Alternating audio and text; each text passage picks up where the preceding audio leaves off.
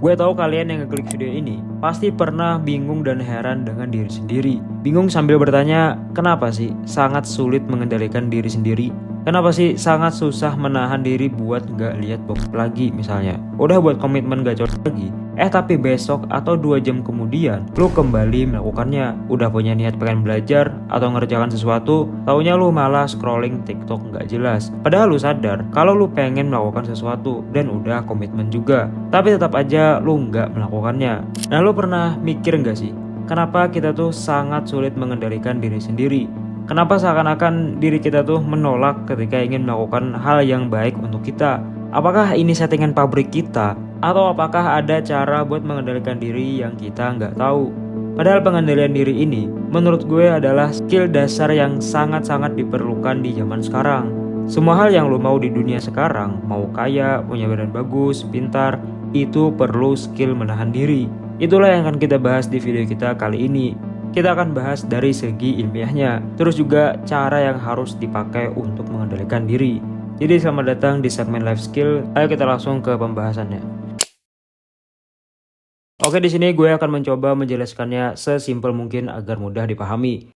Jadi, manusia tuh secara alami memang settingan pabriknya selalu ingin merasakan kepuasan dan juga cenderung ingin kepuasan yang instan. Kenapa? Karena otak kita tuh memang didesain untuk lebih efisien dalam mencari kepuasan. Seakan-akan bilang, kalau ada cara cepat dan mudah untuk merasa puas atau senang, kenapa harus susah? Contohnya aja, otak kita tuh lebih tertarik dengan kepuasan yang diberikan dari scrolling ketimbang kepuasan dari berhasil mengerjakan tugas, jadi kaya, atau berhasil mengendalikan diri. Buktinya nih, logika lu atau pikiran lu sekarang itu memang tertarik buat jadi kaya, atau lu pasti punya keinginan buat bisa mengendalikan diri untuk berhenti coli.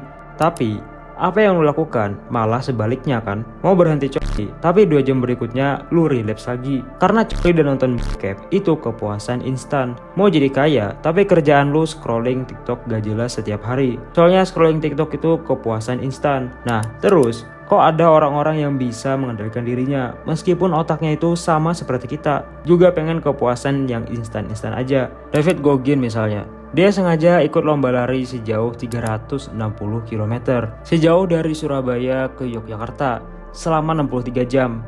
Dan yang paling gilanya, itu kaki dia sampai patah, tapi dia tetap melanjutkan larinya. Nah, itu sedikit contoh dari orang-orang yang sudah mencapai titik profesional dalam mengendalikan dirinya.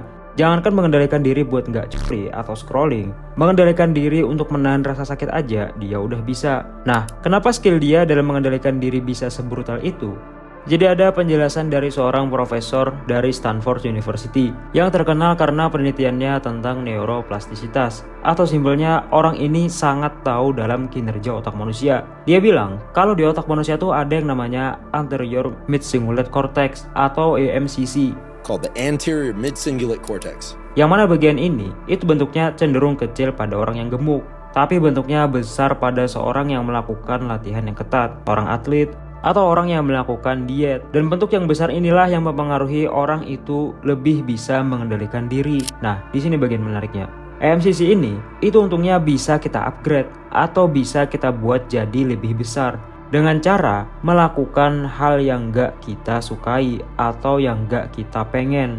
Nah, contohnya, misalnya lu lagi malas banget buat belajar nih, atau lu lagi pengen banget buat coli dan nonton bokep. Coba paksa diri lu buat melakukan pilihan yang lu gak pengen. Gak pengen belajar karena malas, paksa diri lu buat belajar.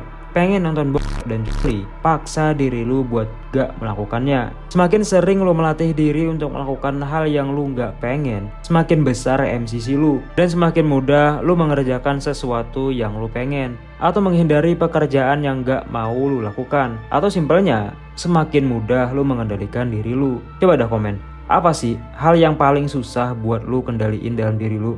Nah, mengerjakan hal yang lu gak pengen atau hal yang lu gak suka itu pastinya nggak semudah kayak yang lu kira. Tapi untungnya ada 2 cara yang bisa meringankan kesulitan ketika lu memaksa diri buat mengerjakan hal yang lu nggak pengen itu. Dan hal dasar yang harus lu punya untuk meringankan kesulitan ini itu adalah yang pertama, punya tujuan atau alasan yang kuat. Salah satu kalimat yang masih gue ingat dari buku Think and Grow Rich, setiap pencapaian besar selalu dimulai dengan sebuah keinginan yang jelas. Jadi, kalau alasan lu belum kuat atau belum jelas, Lu misalnya masih mikir-mikir tuh, alasan apa ya yang membuat gue harus menahan rasa gak enak ketika memaksa diri gue mengerjakan hal yang gak gue pengen. Kalau alasan lu masih belum jelas, maka sekarang buat jadi lebih jelas. Misalnya, kenapa ya gue harus berhenti nonton bokep? Nah, buat lebih jelas dengan cara menulis dan membayangkan dampak-dampak negatifnya. Misalnya, gue mau berhenti karena gue gak mau merusak bagian otak gue yang berfungsi untuk berpikir dan mengendalikan diri,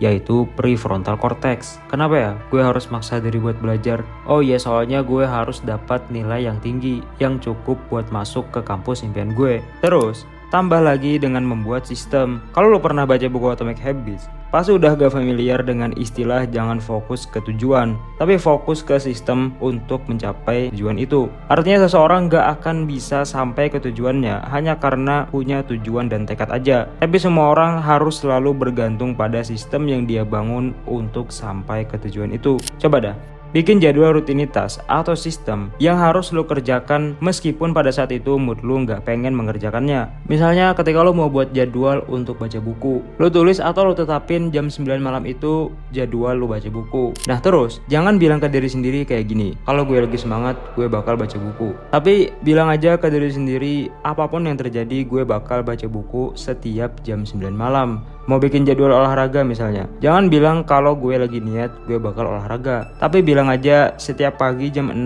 gue bakal push up minimal 10 kali. Gak peduli gue lagi pengen atau enggak. Nah, gue sangat suka sistem yang dipakai Elon Musk untuk mengendalikan dirinya, yaitu adalah time boxing atau mengotak-ngotakan waktu untuk melakukan hal yang dia ingin kerjakan. Jadi dia nggak kerja asal-asalan atau kerja hanya ketika nunggu mood datang. Setiap menit dalam harinya udah punya tugas masing-masing. Misalnya jam 7.30 sampai jam 12 itu fokus kerja di Tesla.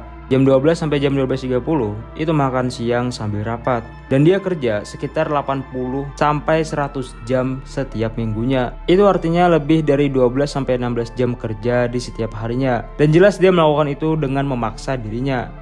Lo gak harus persis kayak dia kok, tapi minimal lo punya jadwal dan sistem sendiri untuk lo kerjakan tanpa peduli mood lo gimana. Dan ada satu teori lagi untuk mempush usaha lo buat mengendalikan diri ini. Ini agak ekstrim sih, tapi menarik buat dicoba. Lo pernah denger gak tentang teori 40%? Ini teori gila dari para Navy SEAL, pasukan elit militer Amerika Serikat. Mereka bilang, ketika lo merasa udah capek, udah merasa gak kuat lagi menahan diri, udah merasa ini kayaknya gue gak tahan lagi dah, sebenarnya pada saat itu lu baru menggunakan 40% dari potensi lu. Artinya lu masih punya 60% tenaga lagi yang belum lu pakai. Ketika lu maksa diri buat belajar, terus tiba-tiba lu merasa kayaknya gue gak sanggup lagi dah, otak gue capek banget. Di teori ini, itu bukan berarti lu udah maksimal. Itu cuma sinyal pertama dari otak lu buat ngajak nyerah. Kalau lu tetap duduk, tetap baca, tetap fokus, lu bakal kaget. Ternyata lu masih bisa belajar lebih lama dari yang lu kira. Sama juga dengan nafsu tuh. Saat dorongan buat nonton box udah gila-gilaan, otak lu pasti udah mulai cari-cari alasan buat ngeliat video itu. Tapi lu tetap bisa nahan dan lu ngerasa kayaknya ini gua nggak tahan lagi dah.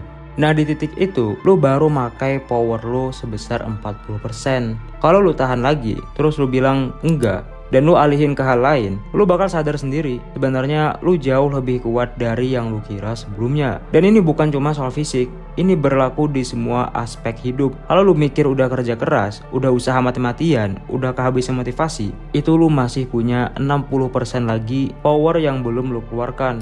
Nah coba bayangin, lu bangun pagi dan lu langsung tahu apa yang harus lu lakukan. Gak ada lagi tuh drama malas-malasan antara mau rebahan seharian atau langsung kerja. Karena lu udah punya sistem, lu gerak bukan berdasarkan nafsu atau mood lagi, tapi karena lu tahu ini yang harus dilakukan. Setiap hari lu latihan maksa diri ngerjakan apa yang diri lu malas buat ngelakuin, misalnya belajar dan kerja keras. Sementara orang lain masih sibuk scrolling TikTok, rebahan semaunya, dan nyari-nyari alasan buat membenarkan kemalasannya. Sementara lu nih, lu udah ngumpulin skill baru, punya pekerjaan atau usaha, atau sudah baca puluhan buku. Setahun lo kayak gitu, lo udah belajar satu skill baru sampai level yang expert. 2 tahun kayak gitu, lo mungkin udah nabung dan investasi yang cukup buat ningkatin hidup lo. 3 tahun, lo mungkin bisa beli apapun yang lo mau secara cash tuh. Dan orang lain yang hidup semua mereka tanpa mau maksa diri, pasti masih nge-stuck di tempat yang sama, karena mereka hanya ingin bergerak sesuai moodnya mereka. Jadi mengendalikan diri itu sulit bukan karena kita yang lemah, tapi karena otak kita memang dirancang buat mengejar kepuasan instan. Tapi itu bukan berarti kita nggak bisa melawan. Dengan memahami cara kerja otak tadi, terus lu menerapkan strategi yang benar, dan membangun kebiasaan kecil yang efektif, kita bisa melatih diri buat jadi lebih disiplin dan kuat dalam menghadapi godaan. Jadi pertanyaannya sekarang, lu mau tetap jadi budak hawa nafsu, atau lu yang mengendalikannya? Coba komen hal apa yang paling susah lu kendalikan dalam diri lu. Terus kita diskusi di sana. Semoga video ini bermanfaat. Jangan lupa dukung dengan pencet tombol like dan semangat.